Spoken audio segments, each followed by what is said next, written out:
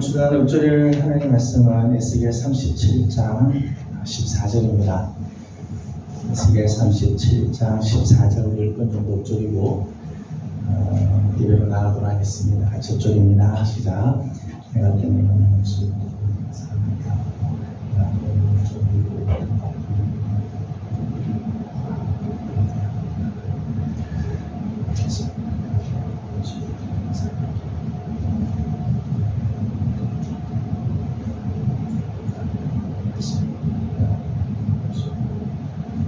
감사합니다.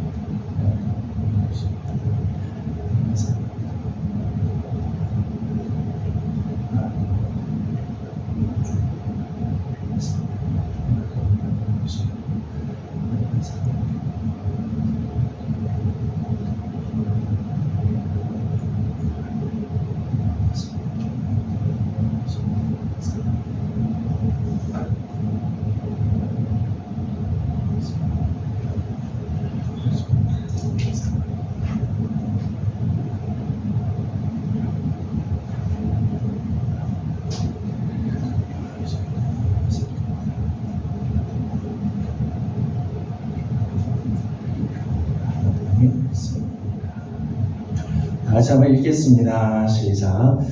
내가 또 내 영을 너희 속에 두고 너희가 살아가게 하고 내가 또 너희를 너희 땅에 두리니 나 여호와가 이 일을 하고 이룬 줄을 너희가 알리라. 여호와의 말씀이니라.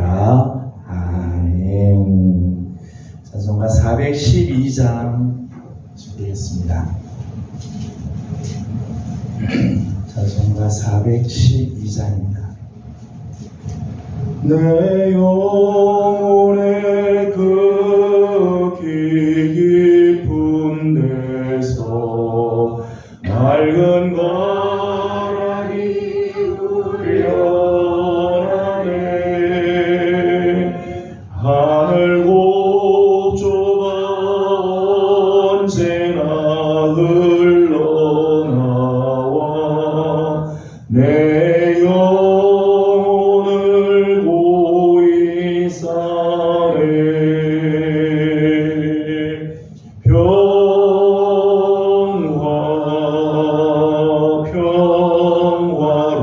평화로다. 하늘 위에서 내려오네. 그 사랑의 물결이 영원토록 내 영혼을 덮으소서. 내 마음속에 솟아나니 평화는 깊이 묻힌 보배로라.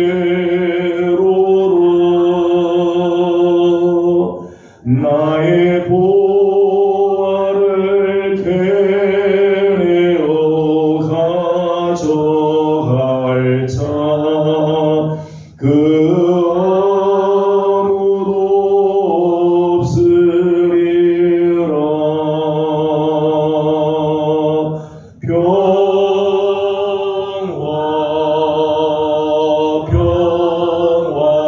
평화로다. 하늘 위에서 내려오네.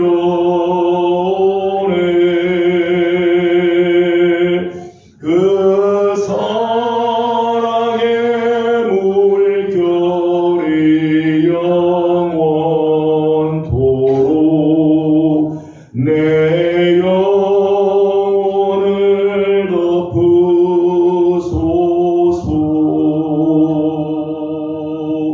내 영혼의 평화가 넘쳐남은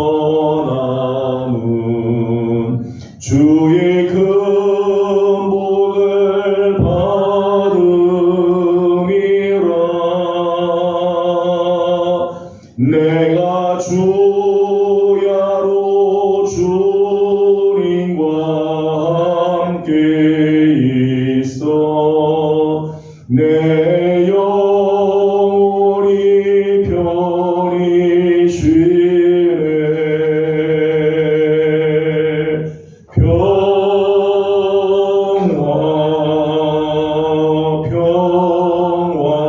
평화로다. 하늘 위에서 내려오네.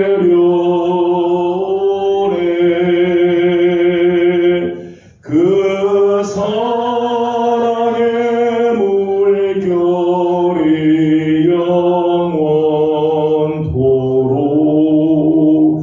내 영혼을 덮으소서.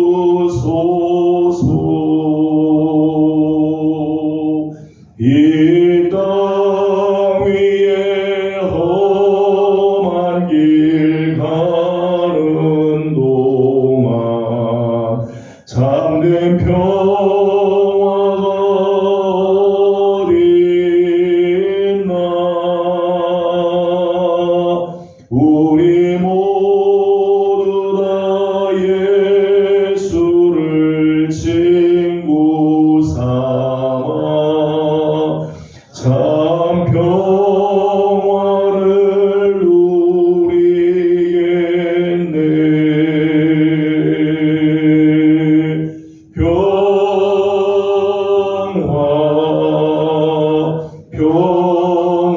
평화로다. 하늘 위에서 내려오네.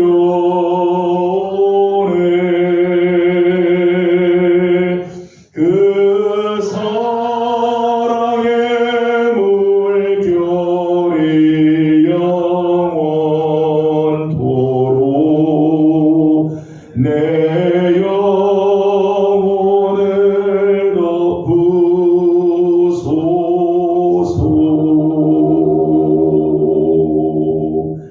아멘. 찬송가 95장 우리 한잔 더 부르도록 하겠습니다.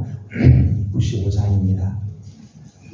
나의 기쁨 나의 소망 되시며 나의 생명이 되신 주 밤낮 불러서 찬송을 드려도 늘 아쉬운 마음 뿌릴세. 나의 사모하는 선한 목자는 어느 꽃다운 동산에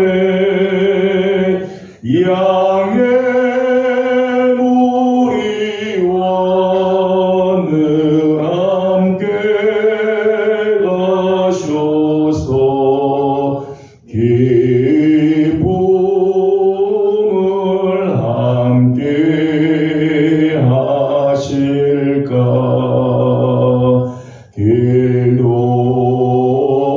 없이 거친 넓은 들에서 갈 길 못 찾아 애쓰며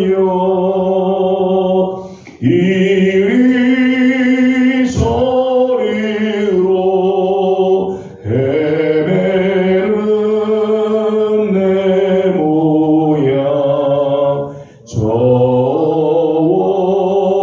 원수 조로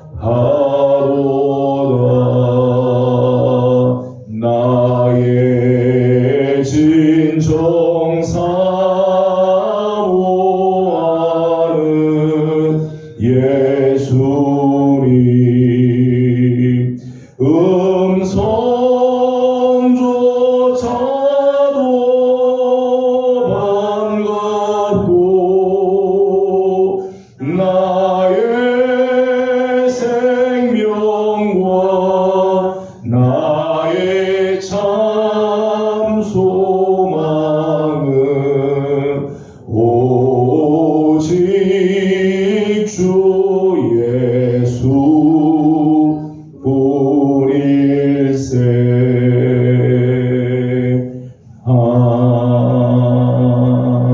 아멘. 이 시간 우리 예배를 위해서 함께 기도하도록 합니다. 우리 예배 가운데 하나님이 함께 하시고 성령의 감동과 또 깨닫게 하신 또 결단의 시간이 될 수 있도록 또 하나님의 말씀이 우리 안에 새겨지는 귀한 시간이 되도록 오늘 우리 예배가 온전하게 하나님 앞에 드려지는 예배 되도록 함께 기도하도록 합니다. 다 같이 예배를 위해서 기도하겠습니다.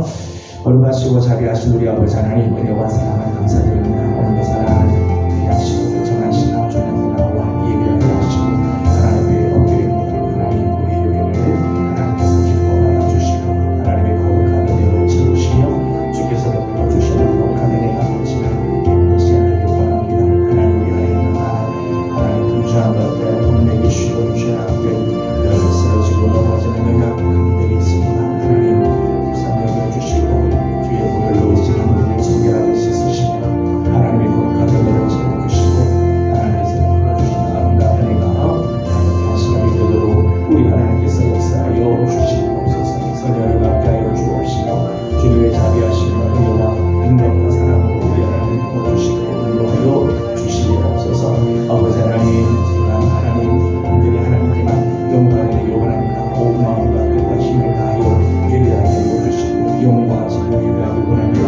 성령으로 기름 부어 주옵시고 성령님의 음성에 귀를 기울이며 결단하고 하나님의 말씀대로 살아가는 하나님 우리 귀한 식구들이 다 함께 주로 역사하시고 하나님 거룩한 은혜로 채우시고 인도하여 주시옵소서. 하나님 함께하시고 하나님 안에 모든 영적인 분위기도 하나님께서 사로잡아 주셔서 예배에 집중하게 하시고 말씀을 붙잡는 귀한 시간 되도록 하나님 끌어주시옵소서.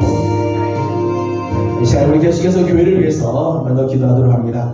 올해 우리 교회에는 세 가지 큰 제목을 가지고 기도합니다. 하나는 부흥, 올해 우리 교회가 성령의 능력으로 부흥하는 교회가 되길 소망하며 기도합니다. 또 하나는 새 성전을 위해서 기도해 주시고 치유와 회복의 역사를 위해서 또 기도해 주시길 바랍니다. 연약한 성도들을 하나님께서 긍휼히 여기시고 치유해 주시도록 예비하신 새 성전을 만날 수 있도록 이 시간 우리 교회를 위해서 다 같이 함께 한 목소리로 기도하도록 합니다. 기도하겠습니다. 귀하신 아버지 하나님 감사합니다. 이 시간 우리 사랑하는 예명교회를 주님께 올려드립니다. 2025년을 시작하면서 성령의 능력으로 부흥하는 교회가 되기를 소망합니다. 평안하여 든든히 서가게 하시고 하나님 주를 경외함과 성령의 위로로 진행함으로 하나님 든든히 서가게 하시고 주가 더 많아지는 은혜가 있게 하여 주옵소서.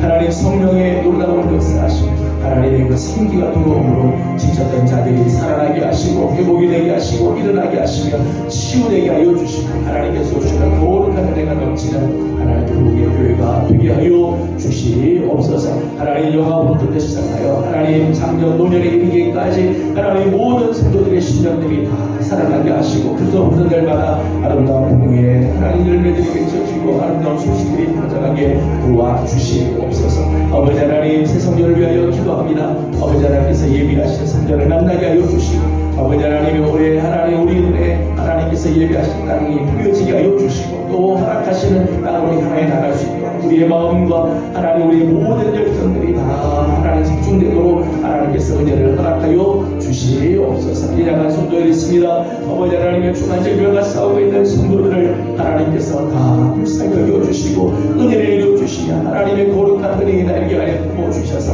잘 감당할 수 있도록 새 힘과 은혜와 능력을 하나님 부어주시옵소서. 하나님께서 올 한해 하나님 거룩한 역사하심이 늘 나타나기를 소망합니다. 도와주옵소서. 마지막으로 우리 한 번 더 기도하겠습니다. 나라와 민족을 위해서 우리 한 번 더 기도하도록 합니다. 하나님께서 이 민족을 긍휼히 여겨주시고 나라가 힘들고 어렵지만 풍랑이 이런 것 같지만 교회가 살아있고 성도들이 믿음의 굳건히 서면 이 민족이 다시 살아나게 될 줄로 믿습니다. 하나님 땅을 치료하시고 선한 길들로 열어주옵소서. 다 함께 나라와 민족을 위해서 함께 한 번 더 기도하도록 합니다. 귀하신 우리 아버지 하나님 감사합니다. 이 시간 특별히 나라와 민족을 하나님께 올려드립니다. 아버지 하나님 정말 하나님 어떻게 가야 할지 살아갈 수 있을지 용대가 될 만큼 힘든 상황이 있지만 하나님 민족을 하나님 불쌍히 여겨주시고 선한 길들 열어주시고 아버지 하나님께서 원하시는 바 의의 길들이 열려지게 하여 주시고 살아나는 역사들이 다시 한번 일어나게 하여 주옵소서. 모든 국민들과 백성들의 마음들을 하나님께서 하나 되게 하여 주시고, 아버지 하나님, 정말 하나님께서 주시는 것을 향하여 나아가는 하나님 그런 우리 민족이 되게 하여 주시옵소서. 하나님 앞에 거룩한 민족 되게 하여 주시고, 제사장 나라와 같은 역할들을 감당하는 나라가 될 수 있도록 우리 하나님 도와주옵소서. 하나님, 힘들고 어렵지만 교회가 살아있으며, 하나님 그리스도인들이 하나님 사명에 서 있으며, 하나님 민족이 다시 살아나게 될 줄 믿습니다. 우리 하나님 선한 길들로 인도하시고, 우리 하나님이 귀하신 손으로 우리 하나님이 붙잡아 주시옵소서.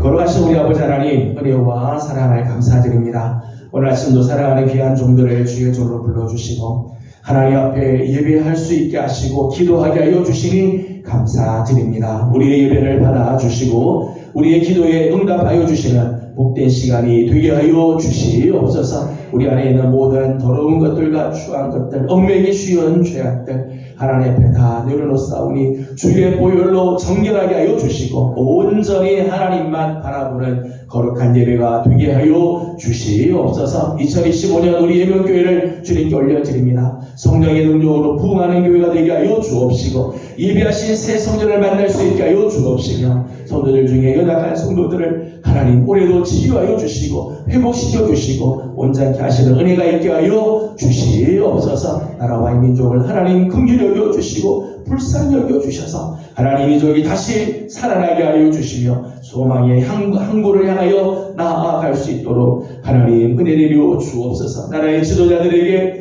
은총을 베풀어 주시고 정직하고 깨끗하고 정말 국민들을 사랑하는 그런 지도자, 하나님을 두려워할 줄 아는 지도자들이 온전히 세워지도록 도와 주시옵소서. 오늘 아침도 하나님 말씀을 듣습니다. 말씀 앞에 결단하고 말씀을 붙잡는 우리 모두 되기를 원하옵고 예수님의 이름으로 감사하고 기도드리옵나이다. 아멘. 오늘 우리 주신 하나님 말씀은 누가복음 1장입니다. 누가복음 1장 26절에서 38절까지, 누가복음 1장 26절에서 38절까지 함께 교독하겠습니다. 여섯째 달에 천사 가브리엘이 하나님의 보내심을 받아 갈릴리 나사렛이란 동네에 가서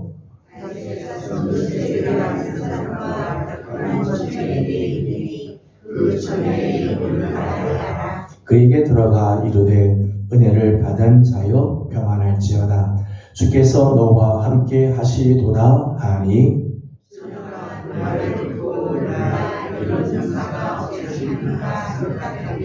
천사가 이르되 마리아여 무서워하지 말라. 내가 하나님께 은혜를 입었느니라.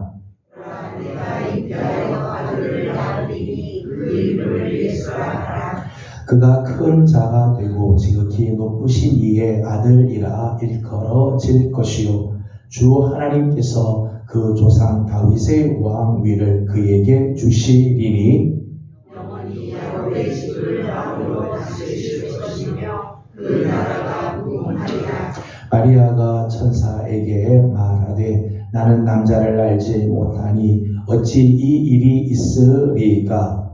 천사가 대답하여 이르되 성령이 내게 임하시고 지극히 높으신 이의 능력이 너를 덮어주시니 이러므로 하실까 거룩한 이는 하나님의 아들이라 일컬어지리라. 보라 내 친족 엘리사벳도 늙어서 아들을 배웠느니라. 본래 임신하지 못한다고 알려진 이가 이미 6달이 되었나니 하나님의 모든 말씀은 그가지 못하시니 없느니라. 같이 공동합니다. 마리아가 이르되 주의 여종 이온이 말씀대로 내게 이루어지이다 하매 천사가 떠나가니라. 아멘. 오늘도 또 수요기도에 나오시는 모든 성도들 하나님의 귀하신 은혜와 평강이 함께하길 원합니다. 계속해서 사도신경 말씀을 함께 나누고 있습니다. 첫 번째 부분은 성부 하나님에 대한 부분이고, 두 번째 부분은 성자 하나님에 대한 부분입니다. 성자 하나님, 기독론의 크게 두 가지 주제가 있습니다. 하나는 예수는 누구이신가 하는 이런 인격론에 대한 부분이죠. 예수 그분 자체가 누군가. 우리 지난 시간에 공부한 부분입니다. 우리 주 예수 그리스도 하나님의 아들, 하나님의 독생하신 우리 주 예수 그리스도, 예수가 누구신가 하는 인격에 대한 부분들이 있고, 또 한 부분은 예수는 무슨 일을 했는가, 이 땅에 오셔서 무슨 일을 했는가 하는 사역론이 있습니다. 그러니까 우리가 함께 오늘 우리가 공부하게 될 사도신경을 보면 성자 예수 그리스도에 대한 부분이 크게 두 가지로, 하나는 인격론에 대해서, 하나는 사역론적인 입장에서 예수님을 조명하고 있다고 말할 수 있죠. 그래서 오늘 우리가 보는 부분들, 이제 앞으로 예수 성자 하나님에 대해서 공부하는 부분은 그분이 이 땅에서 무엇을 했는가, 우리는 그분이 무엇을 했다고 고백하는가 하는 사역론에 대한 부분이라고 말할 수 있겠습니다. 사역론에 제일 처음 나오는 부분이 성육신에 대한 말씀이죠. 성육신, 성령으로 잉태하사 동정녀 마리아에게 나시고 이 땅에 오신 예수님의 그 모습, 성육신에 대한 말씀을 오늘 잠깐 나누도록 하겠습니다. 성육신은 신적 기원과 인간적 기원을 동시에 표현을 하고 있다는 것, 이러면서 아주 중요한 부분입니다. 하나님의 아들이신 그분, 그 신적인 존재가 우리 이 마리아에게서부터 나심으로 인간적인 기원을 같이 가지고 있다는 거죠. 선제하시는 메시아, 선제라고 하는 말은 온 세상이 창조되기 이전에 계신 분, 선제라고 그래요. 이 땅이 창조되기 전에부터 계신 메시아가 인간성 안에 들어오신, 인간과 전혀 상관이 없이 천지가 창조되기 이전에 계셨던 그분이 인간성, 인간의 본성 안으로 들어오신 사건, 또 초역사적인 분, 시간을 초월해 계신, 역사를 초월해 계신 그분이 역사의 흐름 속에 들어오신 사건, 그것이 성육신 사건이죠. 우리 얼마 전에 성탄절을 지냈습니다. 성탄절, 우리에게 오신 아기 예수님의 탄생을 축하하고 기뻐하고 탄생의 의미를 우리 여러 가지 면에서 함께 그 의미를 나누었습니다. 성탄절이 참 기쁨의 날이고 좀 축하할 날이지만 사실은 이 성탄절은 어마어마한 사건이죠. 말씀드린 것처럼 이미 선제하신 메시아가 우리 인간이 되어 우리 가운데 오는, 역사를 초월하신 그분이 이 역사 속에 들어오셔서 우리 가운데 거하시는 이 정말 놀라운 사건입니다. 우리 신앙 고백을 보게 되면 성육신에 관해서 두 가지로 나와 있죠. 하나는 성령으로 잉태하사, 그렇게 했어요. 성령으로 잉태했다. 성령으로 잉태했다고 하는 이 고백은 하나님의 아들인 성자가, 예수 그리스도 성자 하나님이 인간의 차원에 들어온 방법에 대한 언급. 어떻게 성자가 인간에 될 수 있는가? 영원하신 그분이 어떻게 역사 속에 들어올 수 있는가? 이 방법에 대한 언급이죠. 이게 성령으로 잉태했다는 거예요. 성령으로 잉태되었다고 하는 말씀은 남자의 동인 대신에 성령의 역사에 의해서 이루어졌다는 거예요. 이 땅에 태어나는 모든 생명들은 다 아버지와 어머니 사이에, 남자와 여자 사이에서 태어나게 되죠. 남자가 없이 태어날 수가 없고 여자가 없이 태어날 수가 없는데, 예수님은 남자의 동인, 남자의 이 원인 없이 성령의 역사로 말미암아 태어나셨다. 이게 성령으로 잉태되었다라고 하는 말씀입니다. 성령으로 잉태되었으므로 예수님은 처음부터 원죄의 흠이 없이 순결하게 나셨음을 증명하는 거죠. 모든 사람은 다 죄를 범하였기 때문에 남자와 여자 사이에서 태어난 모든 사람들, 인간은 태어나면서부터 다 원죄를 다 품게 돼 있어요. 원죄가 유전이 그렇게 돼요. 어떻게 유전되는지는 참 신비스러운 부분이지만 어떤 사람은 혈액을 통해서 들어온다 뭐 여러 가지 일들이 있지만은 하여튼 모든 인간은 죄된 부모님에게서부터 났기 때문에 태어나면서부터 우리는 죄인으로 태어나게 되죠. 그래서 로마서 3장 23절 말씀 보면 모든 사람이 죄를 범하였다. 모든 사람이 죄. 태어나 갓난아기로 할지라도 다 죄 아래 있게 되죠. 그런데 예수님께서는 인간이 되셔서 하나님의 아들이 우리 인간이 되어서 오셨지만 그분은 원죄의 흠이 없이 순결한 부분으로 태어나셨다는 거예요. 여러분 이게 왜 중요한지 뭐 잘 아시겠습니다. 이 부분이 왜 중요한가 하면 예수님께서 만일 원죄의 흠을 갖고 태어나셨다면 그분이 죄인으로 이 땅에 태어나셨다면 그분은 우리 죄를 사하실 수가 없죠. 죄인이 어떻게 죄인의 죄를 사하겠어요? 우리의 죄를 사하기 위해서 이 땅에 오셨는데 진정한 화목의 제물이 되기 위해서 이 땅에 오셨는데 흠이 있으면 그분은 온전한 화목 제물, 속죄의 제물이 될 수가 없는 거죠. 그래서 그 예수님은 이 땅에 오실 때 원죄의 흠이 없어요. 그렇기 때문에 성령으로 잉태할 수밖에 없다는 거죠. 이게 생물학적으로 어떻게 되는지 잘 몰라요. 이건 잘 모르겠어요. 근데 창세기를 보게 되면 하나님께서 아담과 하와를 창조할 때 하나님께서 아담을 창조하시잖아요. 흙으로 아담을 빚고 그 코에 바람을 넣었어요. 생기를 불어넣으니까 아담이 사람이 되었어요. 생명이 되었습니다. 아담은 아버지와 어머니 사이에서 태어난 게 아니라 하나님이 창조하셔서 태어났죠. 예수님께서 이 땅에 오실 때도 마찬가지예요. 예수님께서 이 땅에 오실 때 하나님이 흙으로 빚어서 예수님 만드는 게 아니라 마리아를 통해서 나오긴 하지만은 남자 없이도 하나님 성령으로 말미암아 이 땅에 태어나게 할 수 있습니다.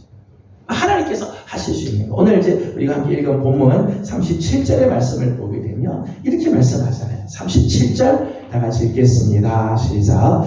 대저 하나님의 모든 말씀은 능하지 못하심이 없느니라. 아멘. 하나님께서 하시겠다고 하시면 하나님은 하나님 창조 역사들을 이루어 가시게 되는 거죠.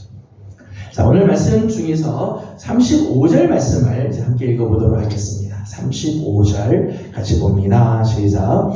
천사가 대답하여 이르되 성령이 내게 임하시고 지극히 높으신 이의 능력이 너를 덮으시리니 이러므로 이는 하나님의 아들이라 일컬어지리라. 아멘. 35절 말씀 보면 동사 두 개가 나오는데요. 하나는 성령이 내게 임하시고, 성령이 내게 임하시고, 또 하나는 지극히 높으신 이의 능력이 너를 덮으셨다. 성령으로 잉태된 장면을 그 두 가지 동사로 말해서 하나는 임하시고 하나는 덮으셨다. 이 임하다라고 하는 이 단어는요, 오순절 강림 사건 때 성령이 그들 가운데 임하셨다고 하는 단어 같은 단어를 썼어요. 성령이 임하셨다. 오순절 성령 강림 사건 때 표현했던 단어와 같은 단어를 썼어요. 그때 성령이 임하는 것처럼 마리아에게 임하시고, 덮었다라고 하는 말은 하나님의 영광의 신현적 임재, 하나님이 이 땅에 임재하실 때의 그런 모습입니다. 하나님이 영광이 마리아에게 임재하시는 그런 모습. 그래서 하나님께서 마리아에서 성령으로 말미암아 성자가 태어나게 하셨다는 거예요.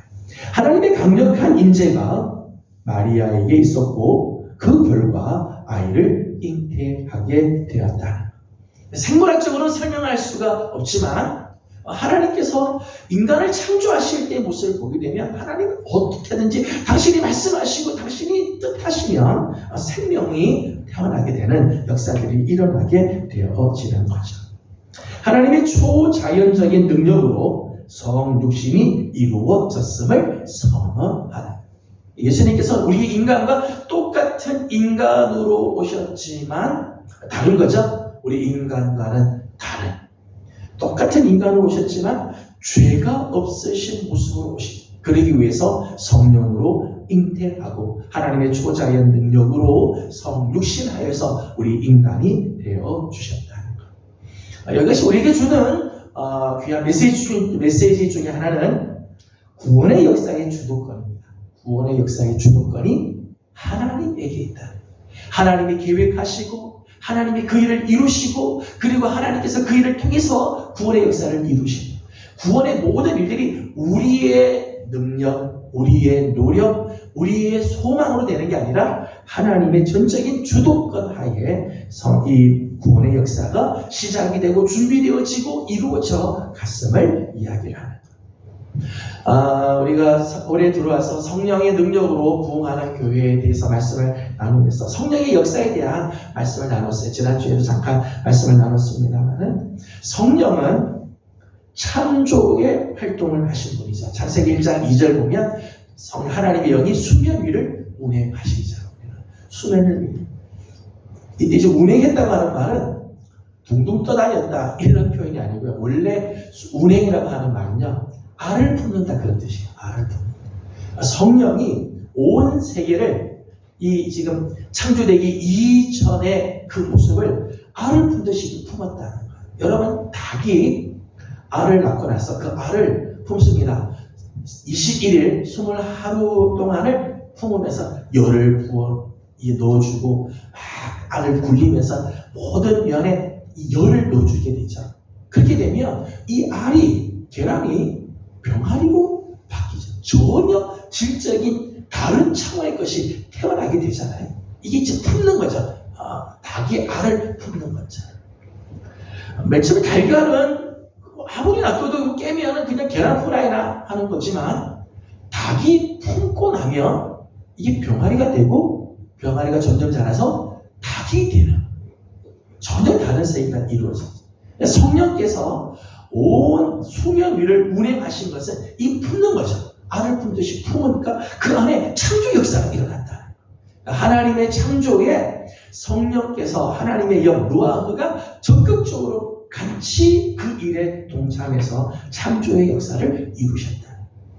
창조의 역사뿐만 아니라 성령은 재창조의 역사도 이루시죠. 우리 지난주 말씀 본 것처럼 에스겔 37장에 보게 되면 마른 뼈이지만은 거기에 하나님의 말씀이 대언이 되고 생기가 그 안에 들어가니까 죽었던 자들이 다시 살아나게 되고 큰 군대를 이루게 되죠. 재창조의 역사를. 성령이 임하게 되면 창조의 역사도 일어나고 재창조의 역사도 일어나게 되죠. 그러기에 성령으로 잉태하심으로 예수 성자 예수 그리스도가 이 땅에 성육신하여 우리에게 오셨다고 우리는 고백을 하는 것입니다. 두 번째, 성육신에 있어서 우리가 고백하는 것은 동정녀 마리아에게서 나셨다라고 우리는 고백을 합니다. 메이첼이라고 하는 신학자가 이런 이야기를 했어요. 동정녀 탄생을 믿지 않는 행동은 단지 하나의 사실에 대한 거부가 아니라 기독교의 교리 전체에 대한 부정이고, 이는 나가서 그리스도 예수의 구세주 되심을 믿지 않는 행동이다. 참 의미 있고 잘 지적했다고 생각이 들어요. 동정녀 탄생, 예수님에 대해서 나는 다 믿지만 동정녀 탄생 난 그거는 나는 믿지 못하겠다. 그냥 그거 하나만 믿지 않는 게 아니라 사실은 동정녀 탄생을 믿지 않는 행위 그 자체는 기독교 교리 전체를 부정하는 것 같다. 그만큼 이 동정녀 탄생이 중요한 교리라는 거죠. 예수 그리스도가 구세주 되심을 믿는 데 있어서 정말 중요한 초석이 되는 게 동정녀 마리아 탄생이라는 거예요. 그래서 요한 1서 1장과 4장의 말씀을 보게 되면 요한 1서에서는요, 예수가 육신을 입고 이 땅에 오신 것을 부인하는 것은 적그리스도와 같다. 그렇게 이야기를 해요. 요한 1서 1장 1절을 먼저 보도록 하겠습니다. 요한 1서 1장 1절을 같이 보겠습니다. 같이 봅니다. 시작. 태초부터 있는 생명의 말씀에 관하여는 우리가 들은 바요, 눈으로 본 바요, 자세히 보고 우리의 손으로 만진 바라. 아멘. 태초에 있는 생명의 말씀, 로고스, 생명의 말씀, 성자 하나님이시죠.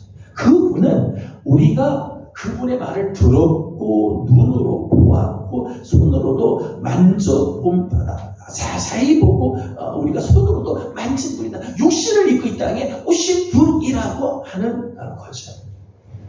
그냥 천상의 세계만 계신 분이 아니라 그분은 육신을 입고 이 땅에 분명하게 오신 분. 그 우리가 증언한다. 요한은 아주 분명하게 그 부분을 이야기를 했어요. 4장으로 가서 보겠습니다. 4장 2절과 3절입니다. 4장 요한일서 4장 2절 3절 같이 읽겠습니다. 이로써 너희가 하나님의 영을 알지니 곧 예수 그리스도께서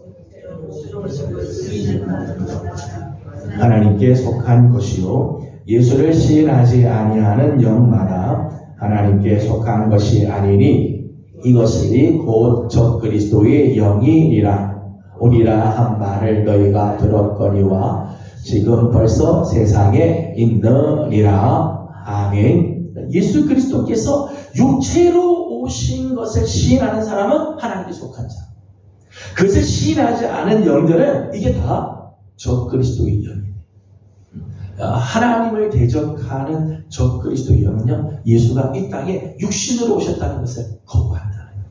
동정녀 탄생을 거부한다는 거예요. 동정녀 탄생은 이제 나중에 이제 동정녀 탄생의 의의에 대해서 말씀을 드리겠습니다만은 동정녀 탄생에 대해서는 기독교 역사 또 모든 기독교 전체에서는 몇 가지 그 견해들이 있어요. 하나는 무흠수태설이라는 캐톨릭에서 주장하는 무흠수태설이 있고요. 또 하나는 문자적 동정녀 탄생설이 있어요. 그 다음 하나는 여인 탄생설이 있어요. 그러니까 교회 안에서도 예수님께서 육신으로 오신 것이 사실인데 예수님께서 그저 여인에게서부터 탄생한 게 중요하지 동정녀 탄생은 중요하지 않다라고 생각하는 사람들이 있다는 게 그게 여인 탄생설이에요. 초대교회 시대 때는요, 동정녀 탄생에 대해서 아마 몰랐거나 혹은 문자적으로 받아들이지 않은 흔적들이 있다는 거예요. 초대교회 공동체에서는 마리아가 예수님이 동정녀 탄생, 마리아를 통해서 예수님이 동정녀 탄생하신 것에 대해서 아마 잘 몰랐을 가능성이 있다는 거예요. 왜냐하면 여러 가지 이제 역본들, 성경을 이제 번역하는 역본들을 보게 되면 그 역본, 번역한 것들 중에는 예수님께서 마리아와 요셉에게서부터 난 것처럼 그렇게 번역된 본들이 아주 초기 번역본에 이렇게 있어요. 그래서 아마 초대교회 때는 문자적으로 받아들이지 않은 흔적들이 보인다는 거죠.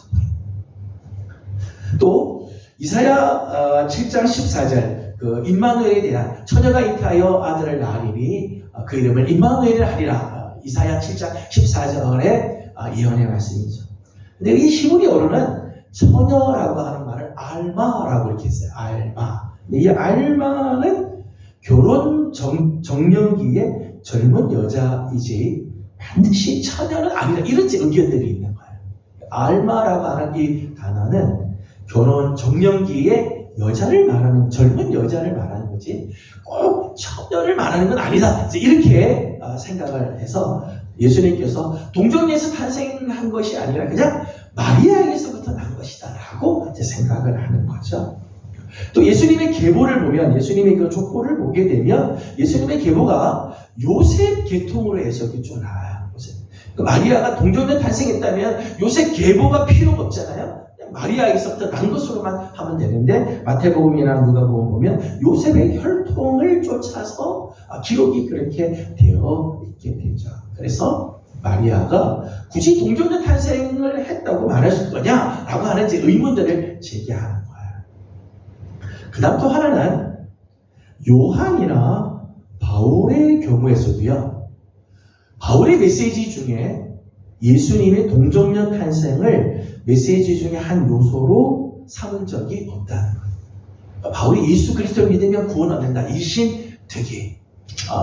로마서 사도 갈라디아서 4장 4절 말씀 보면 때가 되면 하나님의 아들이 여인을 통해서 이 땅에 오셨다라고 정도만 표현하지 바울조차도 동정녀 탄생이라고 하는 그것을 주제로 삼은 적이 없다. 요한도 마찬가지예요. 요한도 예수가 동정녀 마리아에게서부터 났다라고 하는 것을 메시지의 한 중요한 요소로 삼은 적이 없다는 거예요. 사실 예수님께서 이 땅에 성육신하여 오신 사건은 하나님의 아들이 인간이 되었다고 하는 것이 중요하지, 굳이 동정녀를 통해서 동정녀 마리아를 통해서 났다고 하는 것이 꼭 중요하냐, 이렇게 생각하는 부류의 사람들이 있었어요. 이런 사람들이 이제 여인 탄생설을 주장하는 사람들입니다.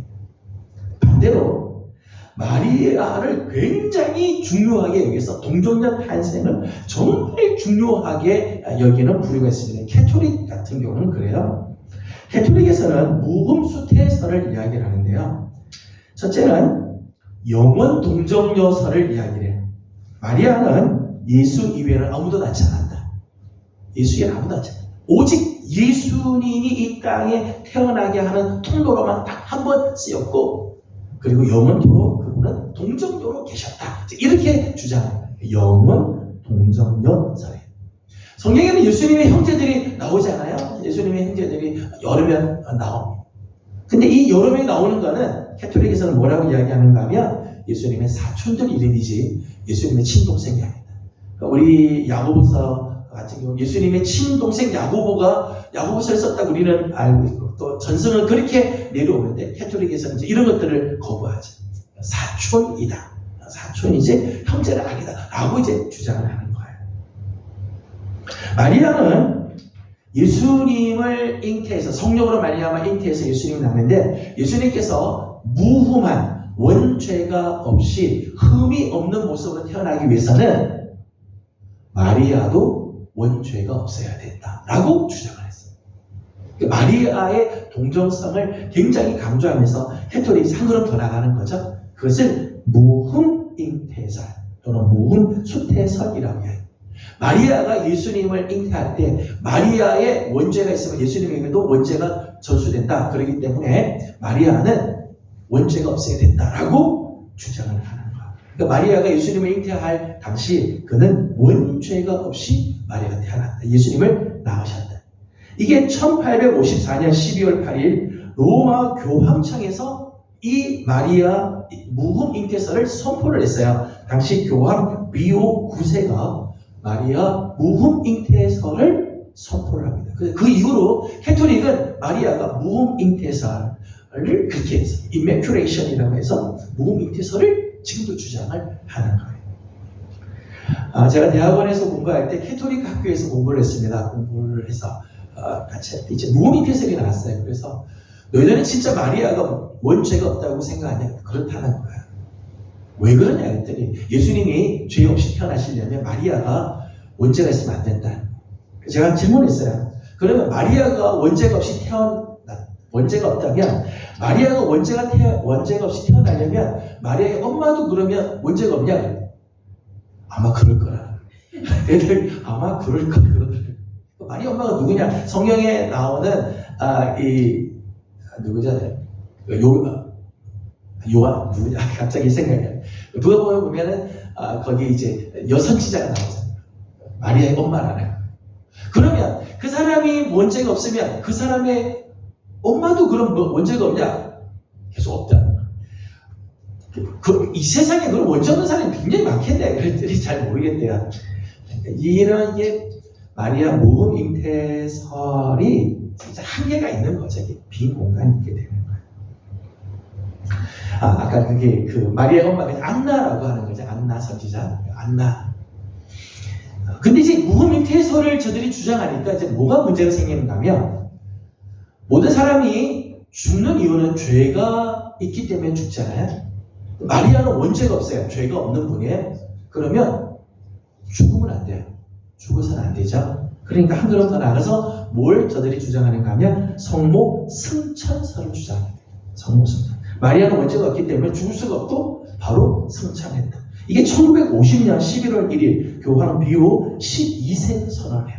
그래서 캐톨릭에서는 무흠 잉태설과 그리고 성모 승천설, 성모가 승천한 날이 8월 15일이에요. 8월 15일을 캐톨릭에서는 성모 승천일로 기념해서, 그리고 영원 동정녀 설을 주장을 합니다. 이제 캐톨릭의 입장이죠. 동정녀 마리아의 탄생에 대해서 굉장히 이제 그거를 강하게 주장을 하다 보니까 이제 여기까지 이제 가게 되는. 우리 입장은 문자적 동정녀 탄생설을 말하죠. 문자적 동정녀 탄생설. 성경적으로 보게 되면 마태복음, 누가복음, 이사야 말씀에 보면 처녀를 통해서 하나님이 이 땅에 당신의 아들을 보내셨다고 이야기를 하고, 이사야 7장 14절 말씀을 헬라어 이 70인 역에서는 그 처녀라고 하는 단어가 파르테노스라고 썼어요. 파르테노스는 정확하게 처녀를 의미합니다. 처녀라는 의미가 반드시 있다는 거죠. 그래서 사실은 구약의 말씀이 증거되면서 오랜 전생 속에 동정녀 탄생에 대해서 말씀이 이어져 갔다는 거예요. 또 교부들의 저서를 보게 되면 아주 일찍부터 동정녀 탄생에 대한 기록이 되어 있어요. 그래서 아주 초기부터 마리아를 통해서 예수님이 나신 것이 동정녀 탄생이라고 말씀을 하고, 오늘 본문에서도 우리가 말씀하죠. 누가복음 1장 37절 우리 아까 읽은 말씀인데, 하나님이 뜻하시고 하나님 말씀하신 것은 반드시 이루어지는, 사람의 방법이 아니라 하나님의 방법으로 하게 되면 넉넉하게 일들이 이루어지게 됨을 말씀하고 있는 거예요. 그래서 우리는 문자적 동정녀 탄생설을 믿죠. 여인 탄생설도 아니고, 그렇다고 무음수태설도 아니고, 우리 문자적으로 동정녀를 통해서 하나님께서 당신 아들 우리에게 보내시고, 마리아는 계속해서 요셉과 결혼 관계 속에서 자녀들을 계속해서 낳은 우리와 같은 인간으로 성경은 우리에게 말씀합니다. 그런데 동정녀 탄생이 왜 중요하냐? 동정녀 탄생의 이 의의를 잠깐 말씀을 드리고 마치겠습니다. 하나는 예수가 참 인간이 되심을 믿기 위해서요. 동정녀 탄생을 왜 중요한가 하면 예수님께서 인간이 되셨다고 하는 것이 중요하기 때문에. 그런데 그 인간은 그냥 우리가 똑같은 죄 가운데 있는 자가 아니라 하나님이셔야 되는 거죠. 하나님.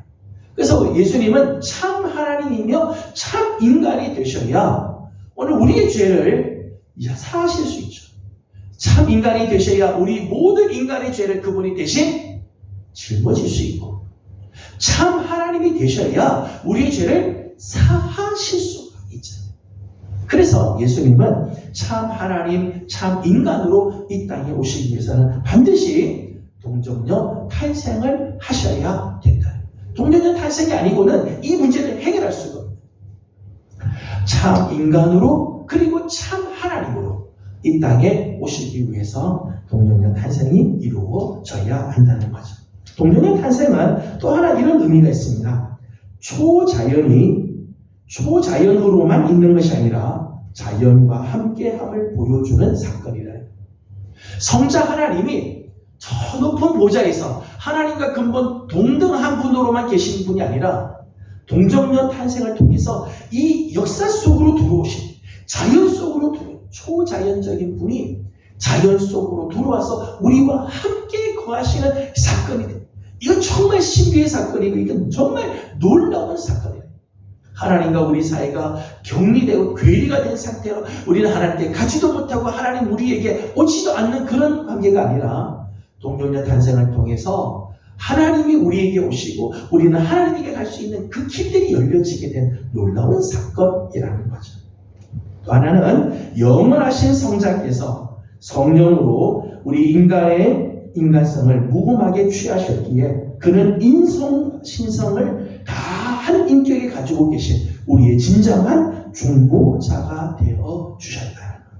그래서 우리의 죄를 덮을 수 있는 그런 분이 되셨다는 거죠. 이런 의미에서 동정녀 탄생은 아주 중요한 고백이고, 메이첼이 이야기한 것처럼 동정녀 탄생을 부인하는 것은 그저 예수님에 관한 많은 말씀 중에 한 부분을 우리가 거부하는 게 아니라 사실은 예수 그리스도의 구속사 전체를 부인하는 것과 같은 아주 중요한 교리가 되어진다라고 하는 것입니다. 우리 모든 성도들 물론 다 성령으로 잉태하여 동정녀 마리아에게 나신 것을 우리 다 고백을 하고 있습니다. 이 고백이 얼마나 중요한 고백이고 이 고백으로 말미암아 우리의 구원의 역사가 이루어짐을 기억하고 고백하는 우리 성도들이 다 되기를 소망합니다. 기도하겠습니다. 걸어가신 하나님 감사합니다.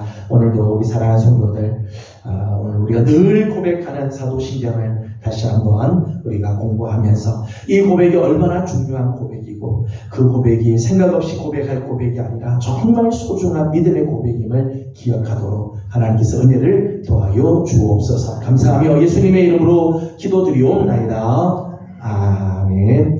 하늘에 계신 우리 아버지, 아버지의 이름을 거룩하게 하시며 아버지의 나라가 오게 하시며 아버지의 뜻이 하늘에서와 같이 땅에서도 이루어지게 하소서. 오늘 우리에게 일용할 양식을 주시고 우리가 우리에게 잘못한 사람을 용서하여 준 것 같이 우리의 죄를 용서하여 주시고 우리를 시험에 빠지지 않게 하시고 악에서 구하소서. 나라와 권능과 영광이 영원히 아버지의 것입니다. 아멘. 주신 말씀을 기억하고 또 계속해서 기도 제목들 좀 돌려드리고 돌아가도록 합니다. 다 같이 기도하겠습니다. 돌아가신 분